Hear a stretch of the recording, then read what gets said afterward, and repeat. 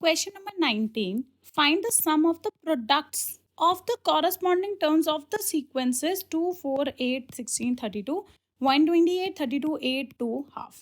मतलब हमें सम निकालना है सीक्वेंस का। अगर हमें फर्स्ट सीक्वेंस जो है वो दे रखा है 2, 4, 8, 16, 32 और सेकेंड सीक्वेंस हमें दे रखा है 128, 32, 8, 2 एंड हाफ। ठीक है, अब हमें ये बोला है कि जब आप इन दोनों का प्रोडक्ट करोगे और फिर सबका प्रोडक्ट करके और सबको क्या करना है, ऐड करना है, तो उसका सम क्या होगा। Got it. तो प्रोडक्ट करोगे अगर आप कॉरेस्पॉन्डिंग टर्म्स का, तो आपके पास आएगा 2 into 128, 4 into 32, 8 into 8, 16 into 2 and 32 into half. तो आपके पास इनकी वैल्यू क्या आएगी, 256, 128, 64, 32 एंड 60। अब हमारे पास जो सीक्वेंस आया जिसका सम निकालना है वो आया है 256, 128, 64, 32, 60। इसका हमें सम निकालना है। अब हमें जीपी तो यूज करना ही है, तो आप क्या करोगे, सबसे पहले चेक करोगे कि क्या ये जो सीक्वेंस फॉर्म हुआ है ये जीपी है भी कि नहीं है।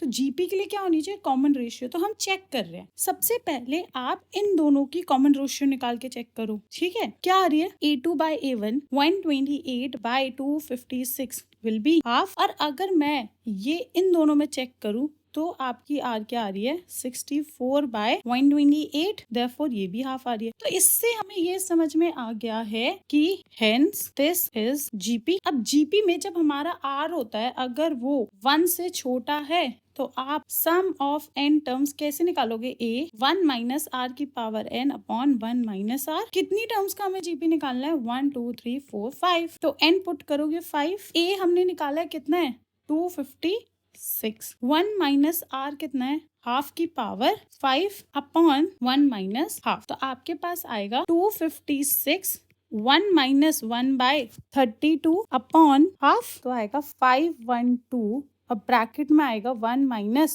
1 upon 32 which will be equal to 512, 32 minus 1 by 32 is equals to 512 upon 32 into 31, right. और जब आप इसको इससे कट करोगे तो आपके पास आएगा 16 और 16 into 31 will be 496. Therefore, the sum of first 5 terms of the product of the corresponding terms of the given sequences will be 496. Understood?